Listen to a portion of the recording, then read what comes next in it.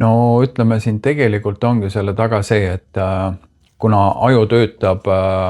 siis meie kogetud ja ütleme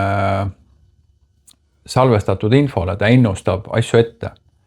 Ja sellest ongi, et sa võid ju mõelda, teoreetiliselt sa tead kõike, sa oled õppinud, sa teed kõike nagu õieti, aga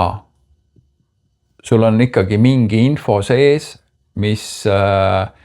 alateadlikult ühesõnaga toob sind, ennustab sulle siis, aga äkki võib juhtuda see. Ja see töötab alateaduses ja me ei pane seda tähele. Ja see tekitabki kogu aeg seda alateadlikku pinget. Et ütleme, teadlik või edukas mees võib olla väga tark, tal on väga palju infot, aga kui sees on tegemata alateadlikud asjad, mida sa oled, ütleme, nagu meid ju mõjutavadki lapsepõlves kogetud asjad ja ka ütleme, elus mingid negatiivsed kogemused, siis see ongi, see toimib alateadlikult ja see tekitabki, ma ütlen veel kord, sa võid olla väga teadlik, aga alateadvus, kui sa